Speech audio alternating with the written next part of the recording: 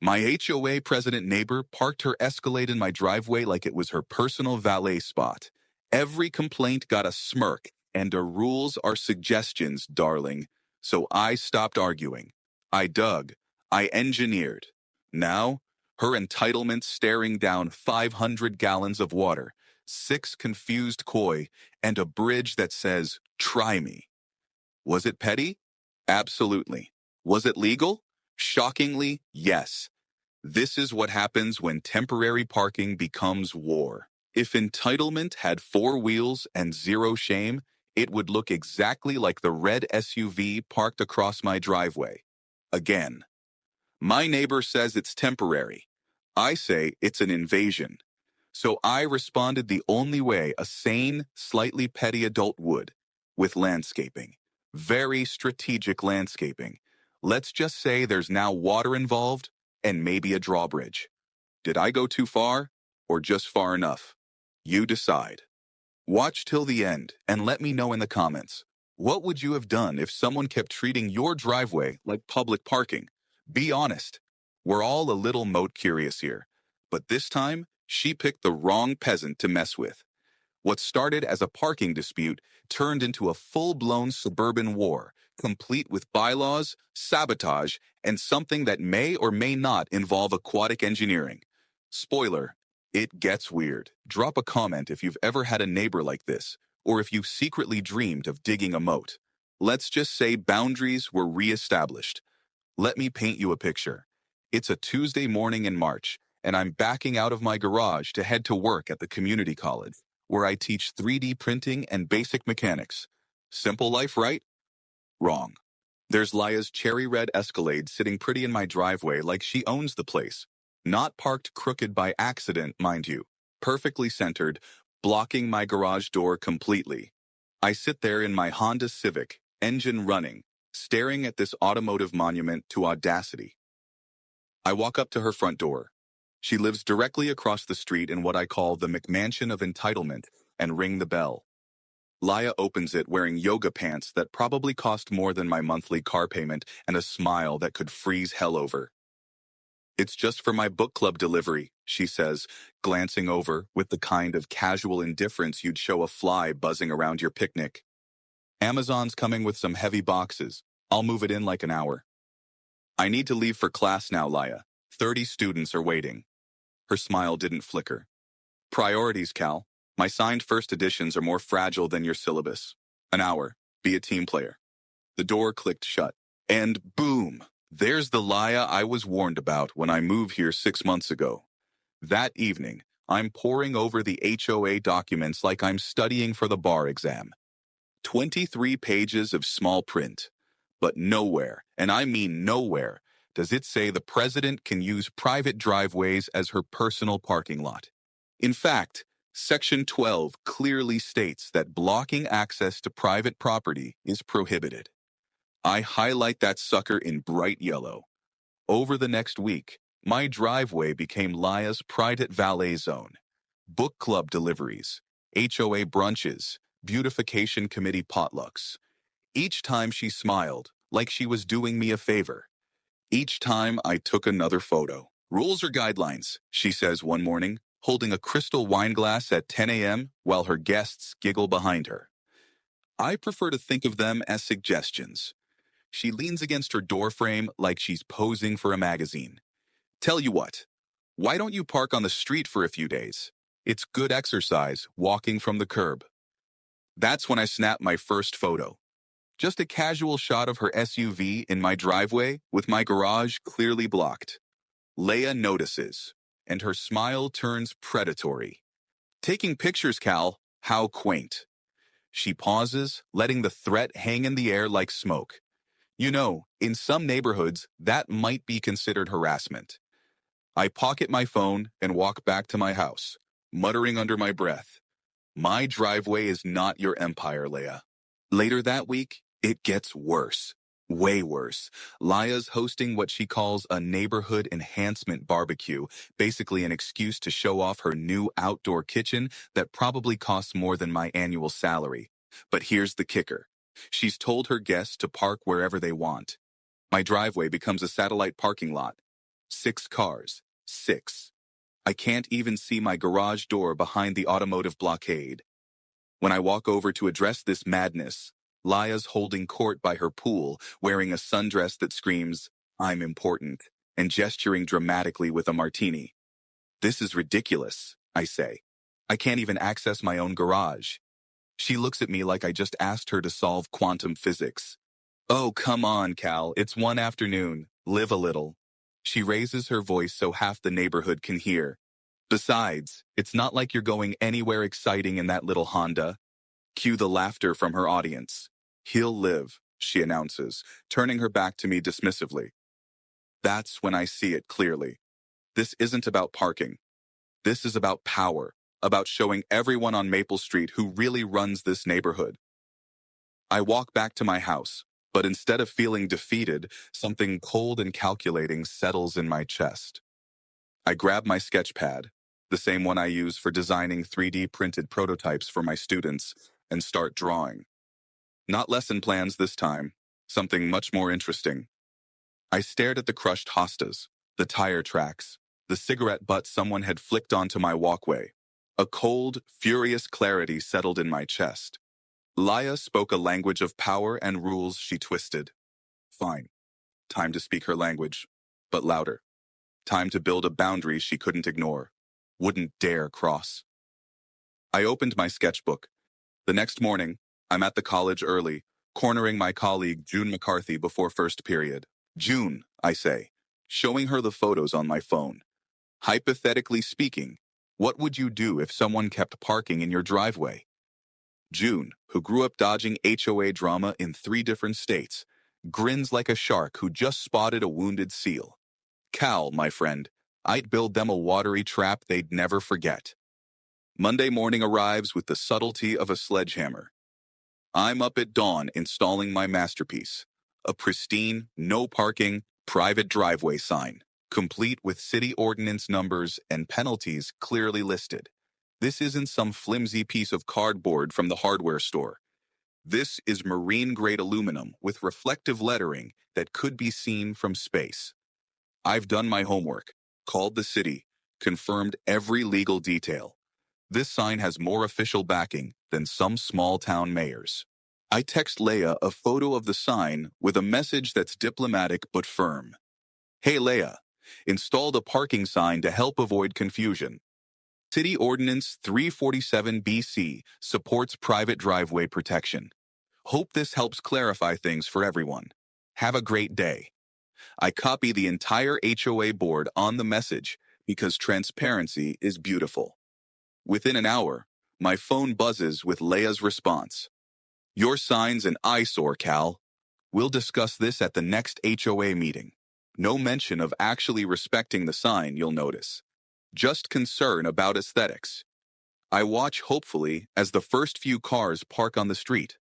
But then, like clockwork, the Escalade rolls into my driveway, bumper nearly kissing the new sign. Message received. Leia parks directly in front of the sign, not beside it, not near it, but positioned so her bumper nearly touches the post. It's intentional, calculated, and absolutely infuriating. She climbs out wearing what I can only describe as a power outfit. Blazer sharp enough to cut glass and heels that click against my concrete like tiny hammers of entitlement. She doesn't even glance at the sign, just grabs a covered dish from her passenger seat and struts toward her house like she's walking a runway. The potluck guests start arriving, and it becomes a parade of vehicles treating my driveway like valet parking. By the time the sun sets, there are 4 cars on my property, and they've managed to trample the small garden border I'd been nurturing all spring. My hostas look like they've been through a blender. When I walk outside to survey the damage, I find tire tracks in my grass and a cigarette butt someone flicked onto my walkway. The disrespect is breathtaking. I grab my orange traffic cones, the kind construction crews use, and create a perimeter around my driveway. 8 cones total, positioned strategically to make it crystal clear where public street ends and private property begins. It's like creating a neon orange fortress of property rights.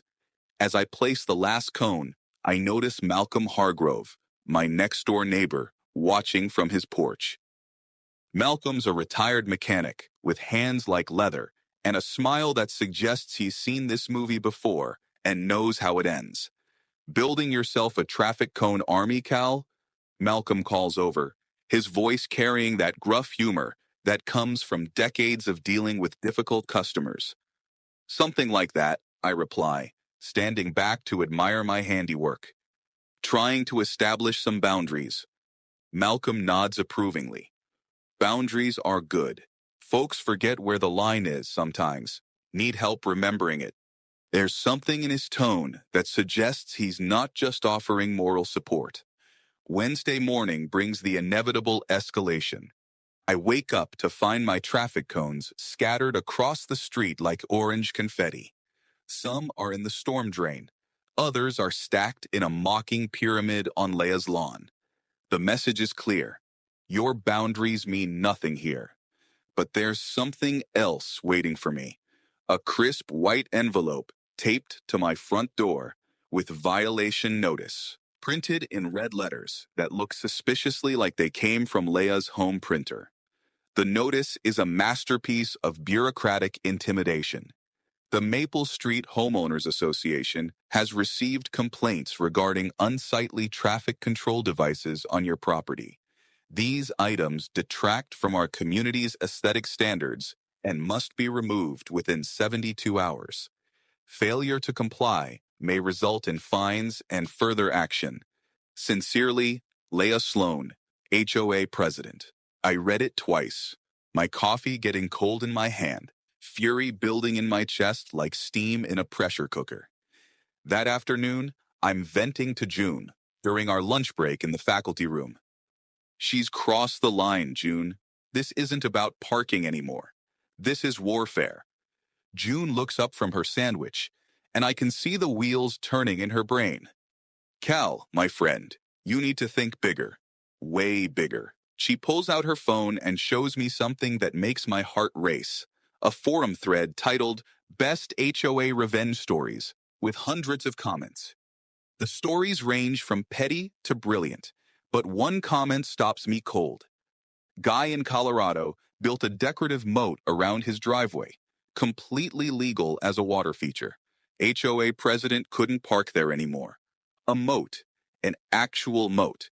The idea hits me like lightning, and suddenly I'm sketching again. This time with the fever of true inspiration.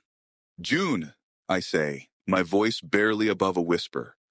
What if I told you I was thinking about adding a water feature to my property? Her grin could power a small city. I'd say water features are lovely additions to any home. Very protective. As I walk back to my classroom, my mind is racing with possibilities. That evening, I'm on my laptop researching everything from decorative ponds to drawbridge mechanisms. By Thursday, I'm ready to make the call that will change everything. Malcolm answers on the second ring. Malcolm, it's Cal. Hypothetically speaking, how hard would it be to dig an 18-inch deep trench across the entrance to my driveway? There's a pause. Then Malcolm's laugh rumbles through the phone like distant thunder. Hypothetically, about a weekend's worth of work with the right equipment. Why, you thinking about some landscaping? I can hear the anticipation in his voice. Something like that. You free this Saturday? Malcolm's response is immediate. Son, I've been waiting for this conversation since you moved in. Let's dig. The violation notice called my cones unsightly. Leia called the horn assault. Malcolm called it Tuesday. But as I swept scattered orange plastic off the curb, one thought burned. If boundaries were unsightly, maybe beauty was the answer. Section 19A, Water Features Encouraged. My pencil hovered over the blueprint. Encouraged. What a lovely word. Saturday morning dawns clear and bright. Perfect weather for what Malcolm calls precision excavation. But first, I have another trick up my sleeve. something to buy us time while we plan the main event. I've ordered custom retractable posts, the kind they use at high-end parking facilities, complete with remote control operation. They arrive just as Leia heads out for a luxury shopping run. Right on cue, she slows down as she passes, watching the delivery guys unload 3 stainless steel posts and a control unit. I give her a friendly wave and call out, "Just some new yard fixtures, Leia. Very decorative." Her expression could freeze lava, but she drives off without a word.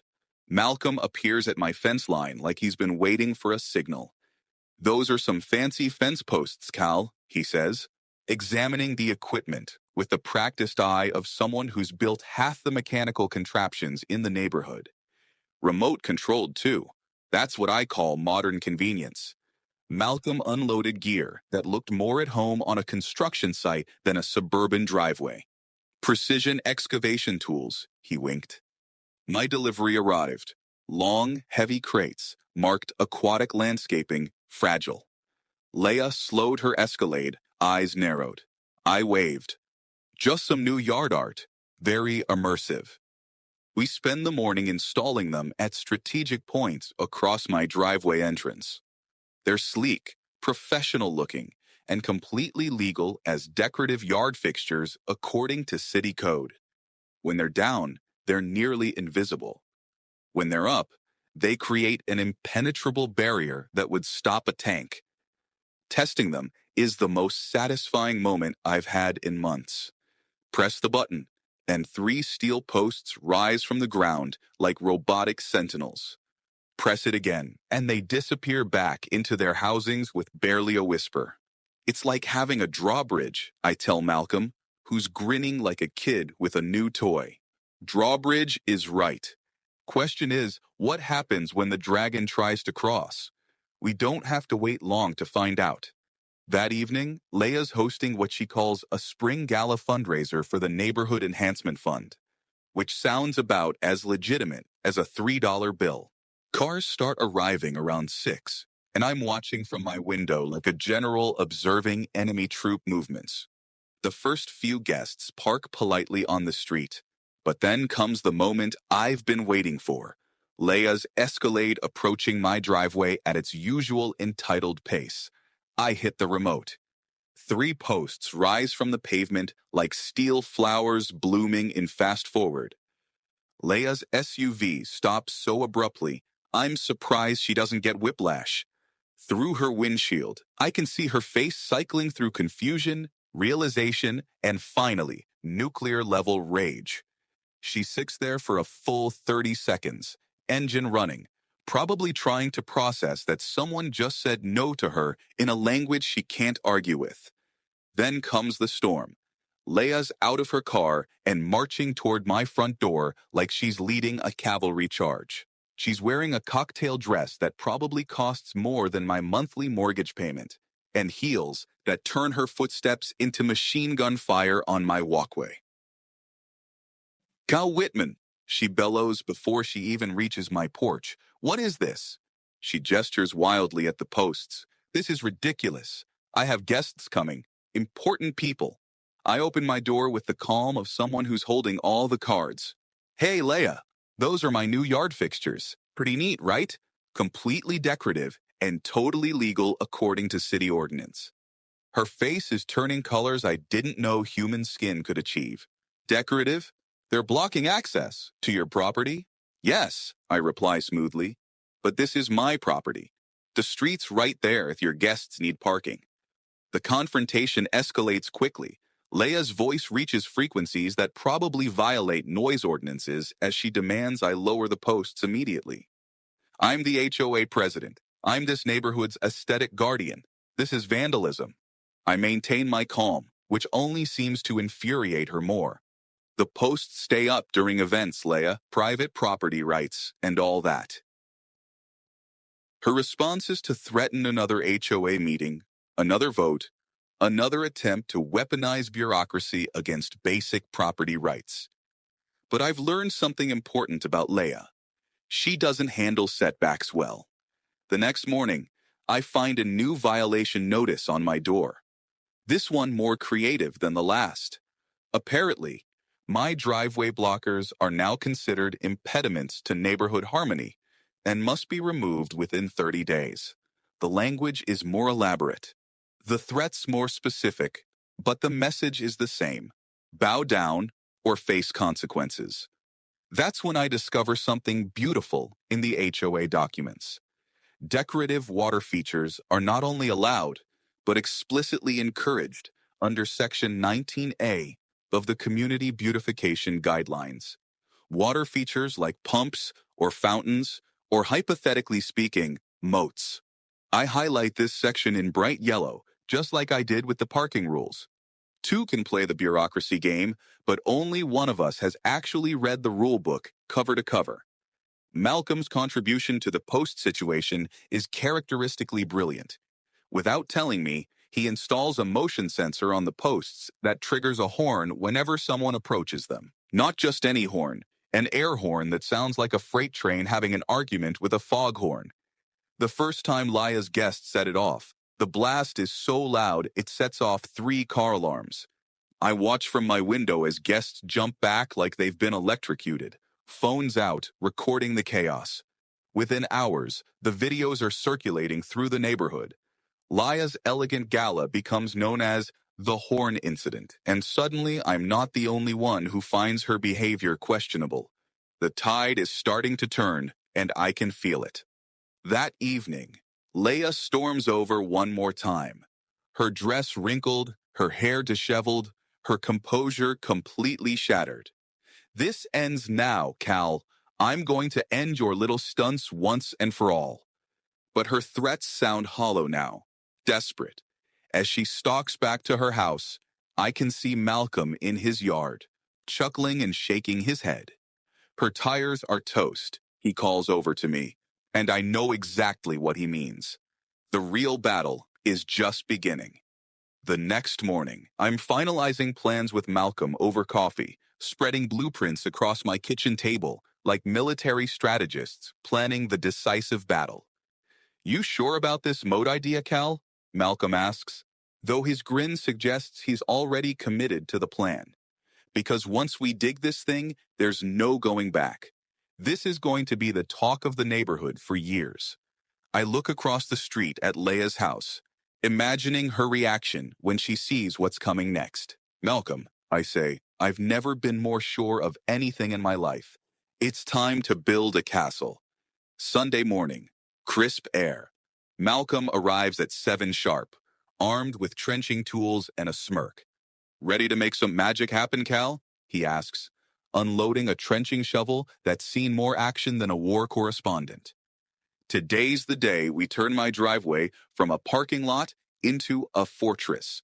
The moat is legal, beautiful, and impossible to cross without permission. A koi-filled decorative trench with a hidden motorized bridge.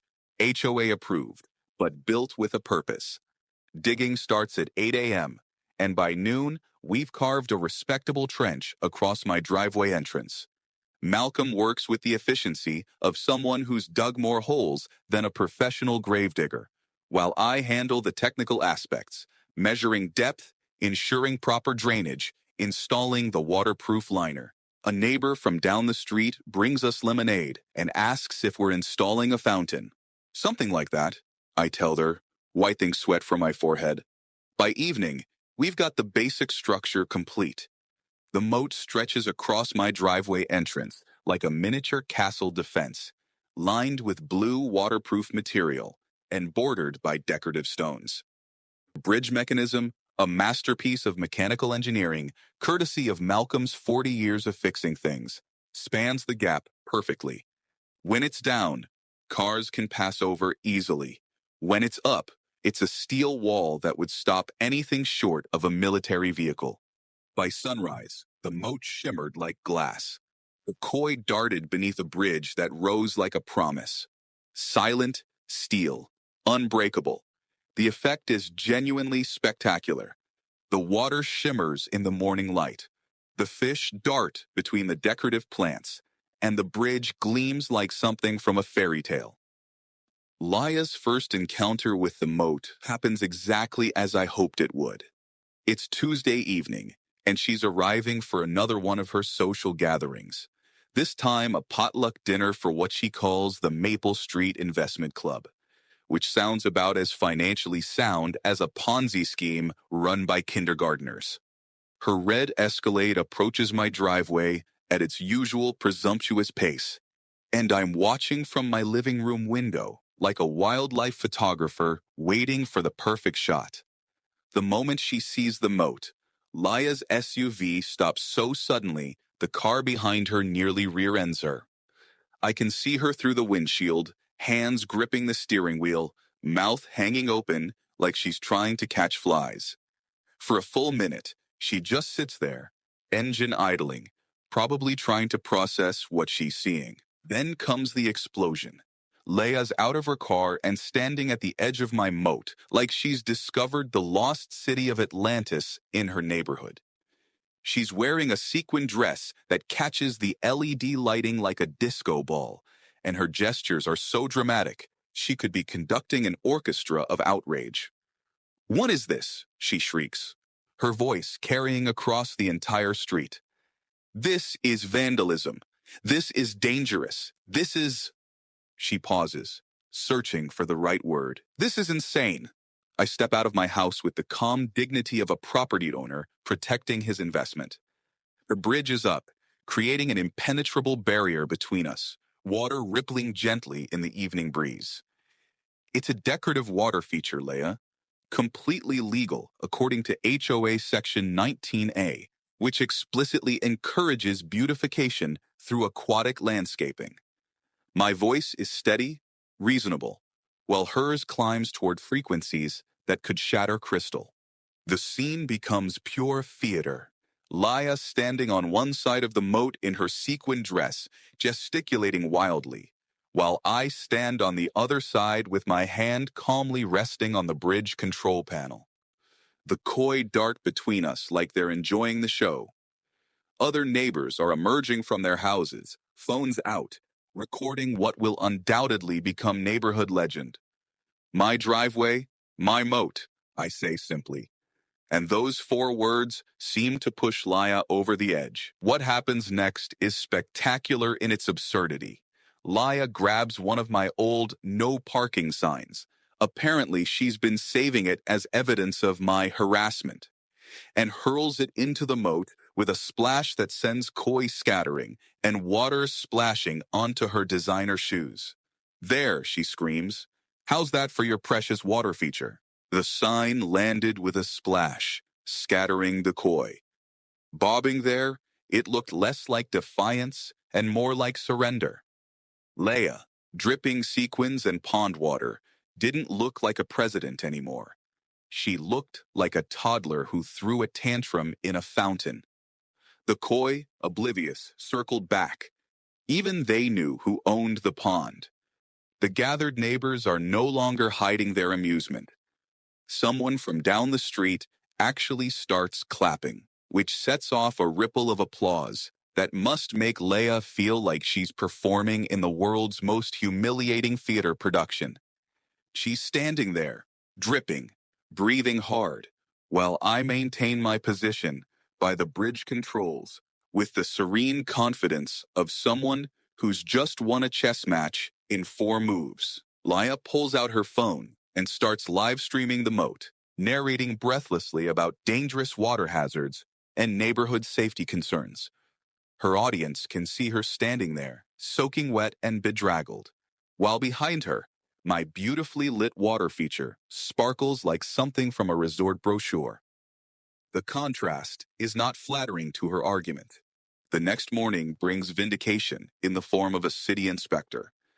Apparently, Laia called in complaints about unsafe construction and property modifications without permits. The inspector, a patient man named Rodriguez who's clearly seen his share of neighborhood disputes, examines everything with professional thoroughness. The moat meets all safety requirements. The bridge mechanism is properly installed. The electrical work is up to code. "Nice water feature," he tells me, signing off on his inspection report. Very creative landscaping choice. But the best part comes later that afternoon, when June shows me something that makes my day complete. Leia's meltdown has become a viral sensation. HOA watchdog and suburban meme pages crown her Queen Entitlement. My phone doesn't stop buzzing for 2 days. I'm grinning as I read the comments, my hands slightly shaky from adrenaline and vindication. Malcolm's assessment from his porch is characteristically direct. Looks like the dragon tried to cross the moat and ended up all wet. I couldn't have said it better myself. Wednesday night, I'm awakened by a sound that sends ice through my veins. The grinding metallic shriek of machinery in distress. It's coming from my driveway, and it's the unmistakable sound of my bridge motor being tortured by someone who clearly doesn't understand the concept of private property. I throw on clothes and grab a flashlight, my heart pounding like I'm heading into battle. The scene I discover is both infuriating and pathetic. Leia Sloan, dressed in dark clothing like some suburban ninja, is crouched beside my bridge mechanism with a wrench, trying to jam the motor housing. She's so focused on her sabotage mission that she doesn't notice my approach until my flashlight beam catches her face. For a moment, we stare at each other like deer in headlights. If deer wore expensive athleisure and carried tools stolen from their husband's garage. Evening, Leia, I say, my voice carrying the calm authority of someone catching a burglar red-handed. Working late tonight? She freezes for a split second, then tries to brazen it out with the kind of audacity that would impress a con artist. This thing is a safety hazard, Cal. I'm doing the neighborhood a favor. She's still holding the wrench, motor oil on her manicured hands, looking about as convincing as a bank robber claiming they were just making a deposit. By morning, the bridge is dead. Leia's sabotage was crude but effective. She jammed the mechanism with what appeared to be industrial adhesive. My car is trapped on the wrong side of the moat, and I'm facing a commute that involves either pole vaulting or swimming with the koi. The irony isn't lost on me. In trying to destroy my defense system, Leia has essentially laid siege to my own house. But here's where being a tech instructor pays off. I've had security cameras watching my property since the day I installed the moat. While Leia was playing Midnight Mechanic, she was starring in her own surveillance footage. The video is crystal clear. Her face, her actions, her tools, everything needed to prove that the HOA president just committed vandalism against a legitimate water feature. I watched the footage 3 times, each viewing more satisfying than the last. That evening brings the monthly town hall meeting, where Leia has apparently decided to make her final stand against what she's calling the Moat Menace. She's dressed like she's addressing the United Nations, complete with a folder full of what she claims are safety concerns and property value assessments. The meeting room is packed. Apparently, word has spread about our neighborhood water war, and people are here for the entertainment. Leia takes the microphone like she's accepting an Oscar, her voice carrying the righteous indignation of someone who's never been told no in her entire privileged existence.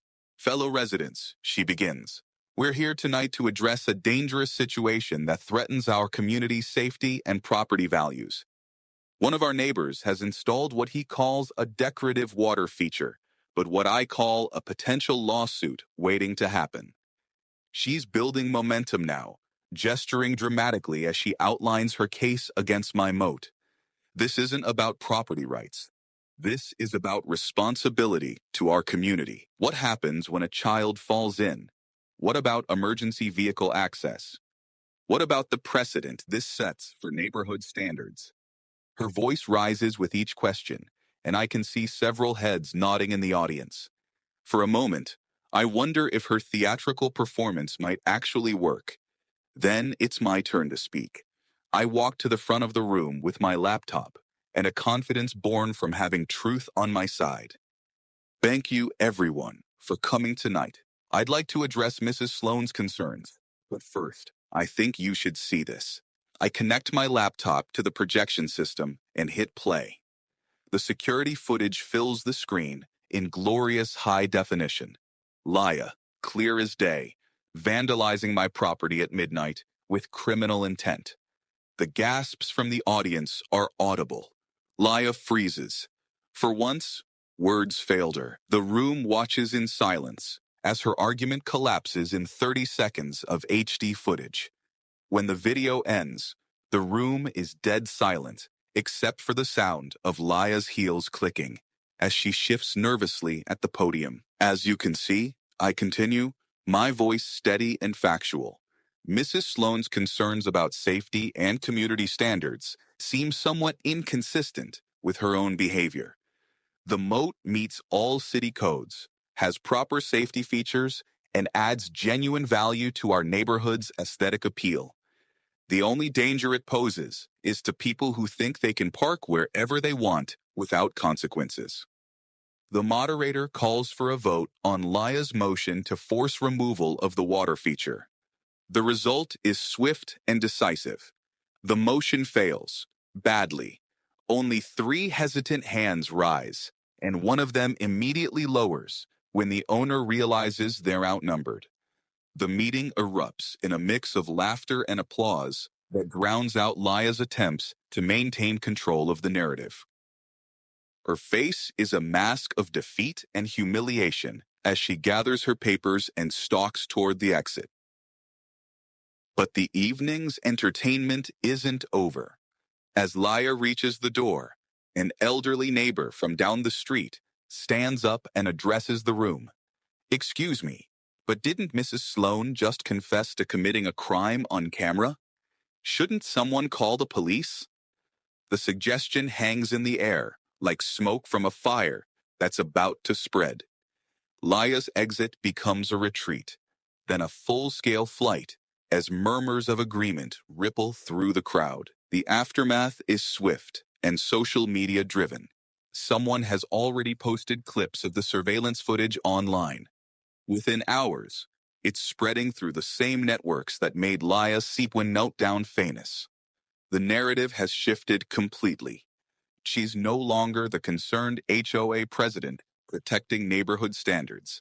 She's the entitled vandal who got caught on camera destroying someone else's property. By Friday, I'm scrolling through comment threads that restore my faith in cosmic justice. The footage has reached that magical internet sweet spot where outrage meets entertainment, and Laya has become the poster child for everything people despise about power-drunk HOA officials. June finds me in the faculty lounge, grinning at my phone like a lottery winner.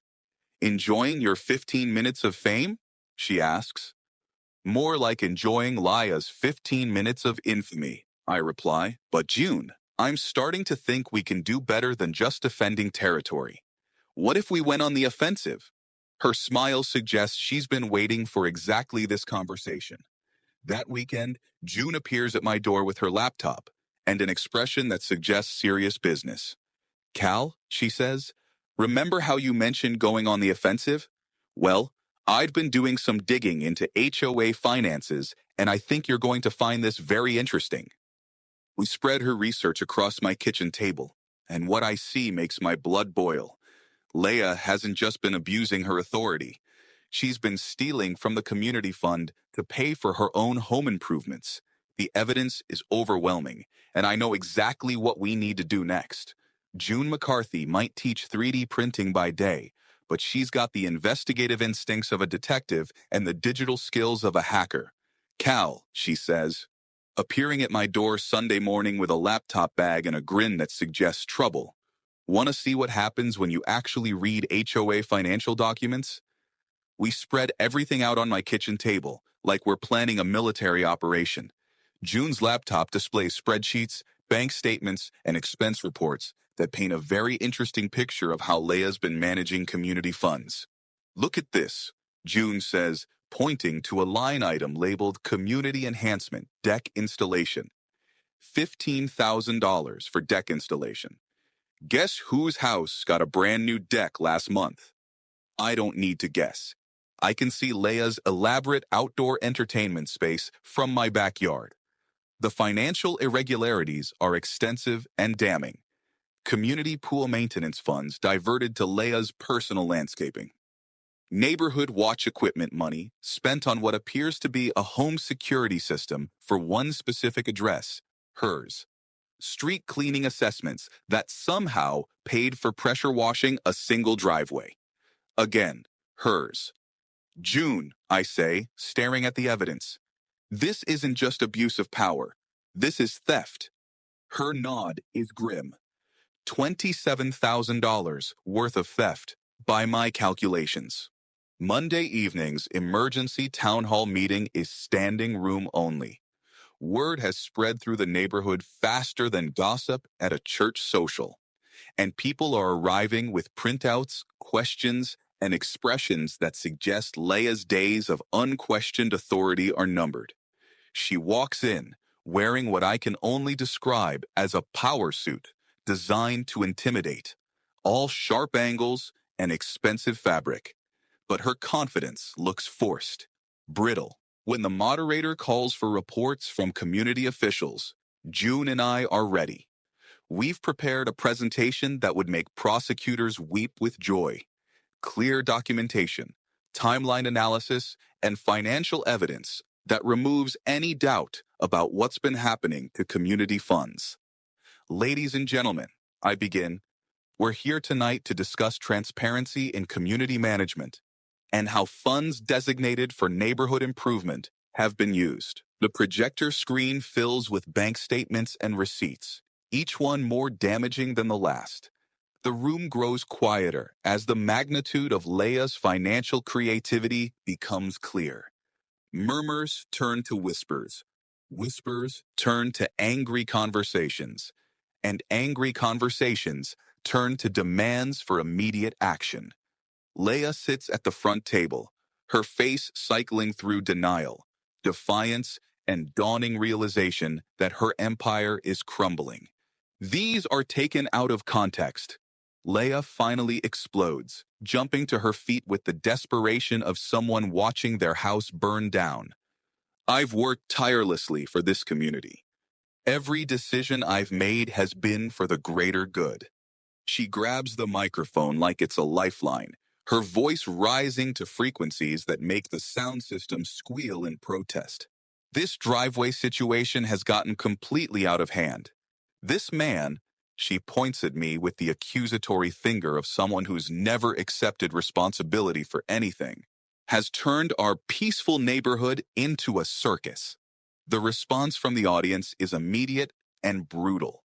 Someone from down the street shouts, "What about our pool money?" Another voice calls out, "Where's our street cleaning equipment?"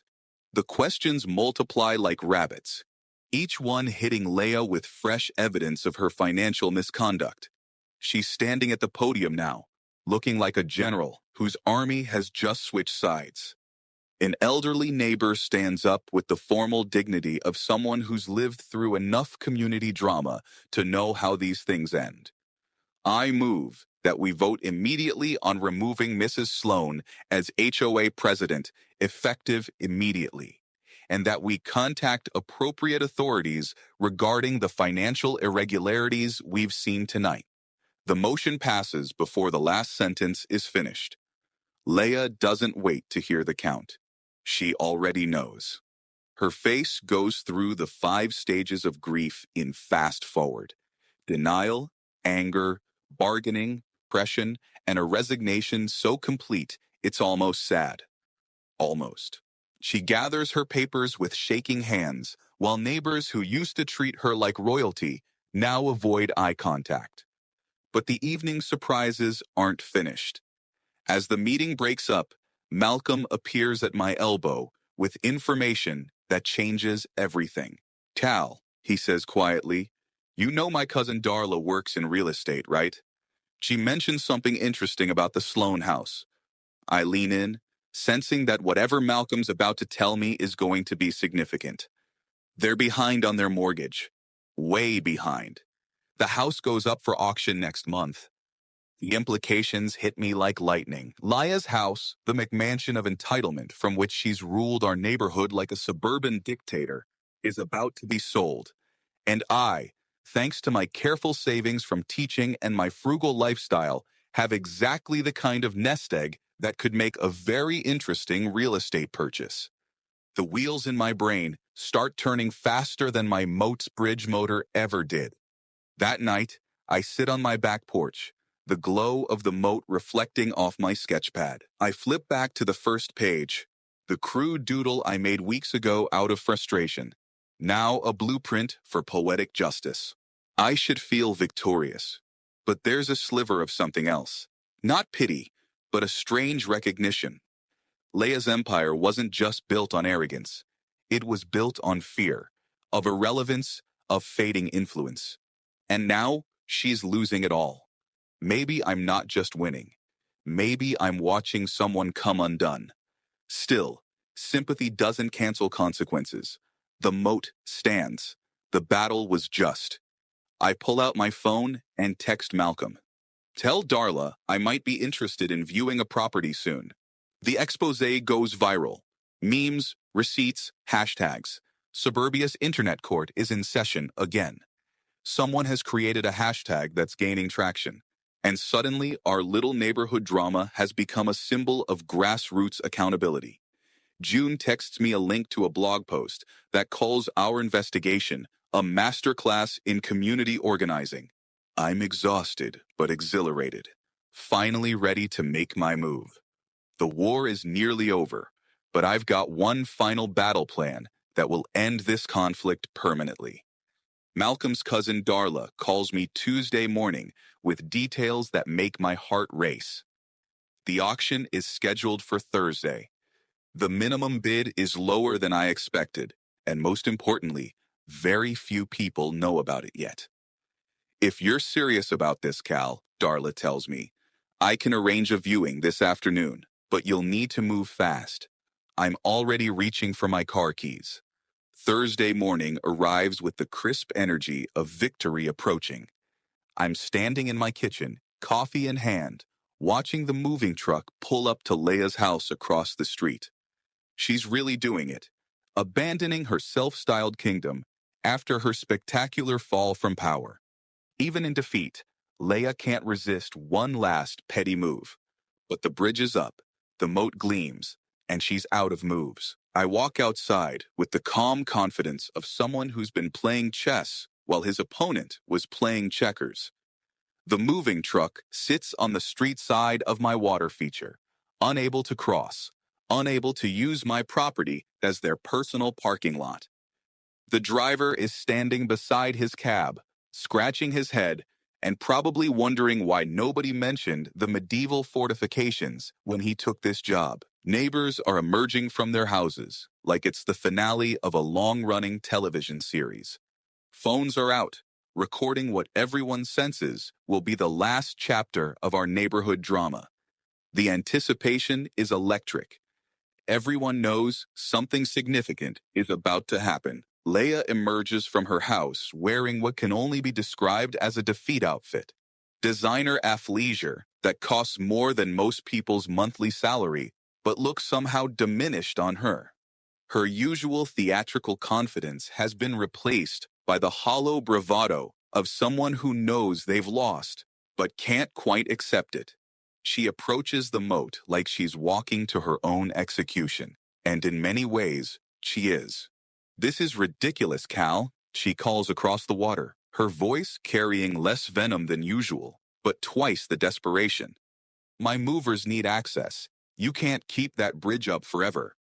I lean against my bridge control panel, with the relaxed posture of someone who holds all the cards. Actually, Leia, I can keep it up as long as I want. It's my bridge, on my property, protecting my driveway. The koi swim lazily between us, completely unbothered by the human drama playing out above their heads. But I've been waiting for this moment, and I have one final surprise that will end our conflict permanently. Leia, I call out, my voice carrying across the water with the weight of absolute victory. There's something you should know. I bought your house. The words hang in the air like smoke from a cannon blast. I bought it at auction yesterday. Cash offer, 10% above asking price. Congratulations. You're about to become my tenant. The bridge lowered with agonizing slowness. The moving truck idled. Laya vibrated with impotent rage. This is harassment, Cal. Illegal. I let the bridge lock into place. Silence stretched. Neighbors held their breath. Actually, Laya, harassment is keying a tenant's car. And since I'm your new landlord, I tapped the manila envelope Malcolm tossed me. Let's avoid that, shall we? Welcome to the neighborhood. Park on the street. From the crowd, a voice pipes up. Wait, Cal, is that you? A woman steps forward, mid-30s, smart blazer, clipboard in hand. I'm Emily Travers, the leasing agent assigned to this house. We went to college together. You don't remember me? My jaw drops. Emily was in my junior mechanical design class, always outshined by louder students, but sharp as a scalpel. Emily, you're the new property manager? She smiles. Guess so. Full circle, huh? I hated that parking lot back in college. Now I get to help you control who parks here. The effect on Laya is immediate and spectacular. Her face cycles through confusion, disbelief, horror, and finally, complete cognitive breakdown. She stands there, opening and closing her mouth like a fish. An apt comparison given our current setting, trying to process information that doesn't compute with her understanding of how the world works. Malcolm appears at my fence line with a manila envelope and the satisfied grin of someone who's kept a secret just long enough. Deed transfer came through this morning, Cal. Congratulations on your new rental property. He tosses the envelope across to me with the casual flair of someone delivering a knockout punch. The gathered neighbors erupt into applause that starts slow and builds to a crescendo worthy of a symphony orchestra. Someone from down the street actually whoops with joy. The moving truck driver, sensing the shift in power dynamics, walks over to me instead of Laya. Sir, where would you like us to position the truck for loading? He asks, completely ignoring the former homeowner, who's still standing in shock on the other side of my moat. Laya's final meltdown is brief, but comprehensive. This is illegal. This is harassment. This is impossible. But impossibility has clearly become possibility, and she's living in a new reality where actions have consequences and entitled behavior leads to spectacular downfall. I lower the bridge with ceremonial slowness, the steel platform descending like a drawbridge in reverse. The moving truck rumbles across my driveway entrance, finally able to access Leia's house through legitimate means. As it passes, I give the driver a friendly wave and call out, "Take your time, the new owner's not in any hurry." The rest of the morning unfolds like the final scene of a satisfying movie. Leia's belongings are loaded into the truck with efficient professionalism while she stands on the sidewalk, displaced and diminished. The moving crew treats me as the primary contact, asking questions about access, timing, and logistics, while completely ignoring the woman who until yesterday thought she owned the street. As the truck pulls away, taking Laya and her reign of entitled tyranny with it, the neighborhood feels lighter somehow. The oppressive weight of arbitrary authority has lifted, replaced by the simple justice of consequences finally catching up with actions. A neighbor approaches with a plate of homemade cookies and a smile that suggests she's been waiting years for this moment. Thank you, Cal, she says simply. Someone needed to stand up to her. The afternoon brings visitors, neighbors I've barely spoken to during my months on Maple Street. They come with stories of Laya's past offenses and appreciation for what they're calling the Moat solution. Someone suggests we name the water feature Sloan's Line in honor of the boundary it represents. The name sticks immediately. By evening, I'm sitting on my back porch, looking across the street at what is now my rental property. The house that once symbolized Leia's dominance over our neighborhood now represents something entirely different. The principle that actions have consequences, that bullies eventually face justice, and that sometimes the best defense really is a good moat. Malcolm joins me with 2 beers and the satisfied exhaustion of someone who's helped build something meaningful. So what's next, Cal? He asks, settling into the chair beside me. You going to rent the place out? I take a sip of beer and watch the sunset reflect off my moat's surface. Maybe, I say. Or maybe I'll just enjoy knowing that entitled behavior has its limits, even in suburbia. June texts me. Check the neighborhood groups. You're famous. I open my phone to find dozens of posts about what people are calling the greatest HOA takedown in suburban history. The story has taken on a life of its own.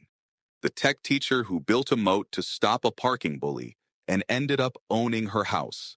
It's the kind of justice story that spreads like wildfire because it represents something people desperately want to believe, that sometimes the good guys really do win. As darkness falls and the LED lights illuminate my moat, I realize this was never really about parking. It was about respect, boundaries, and the simple principle that money and position don't give you the right to treat other people like obstacles to your convenience. Laya forgot that lesson, and my moat became the teacher she never expected. Now, as I raise the bridge one final time and watch my koi swim their peaceful circles, I know that sometimes the most effective way to solve a problem isn't to compromise or accommodate. Sometimes you just need to dig a deeper line in the sand, or in this case, fill it with water and add some fish. The moat remains, a decorative water feature that serves as both neighborhood beautification and a permanent reminder that private property rights exist for a reason. And if you happen to be an entitled HOA president who thinks rules don't apply to you, well, you might just find yourself on the wrong side of the moat, looking for a new place to park.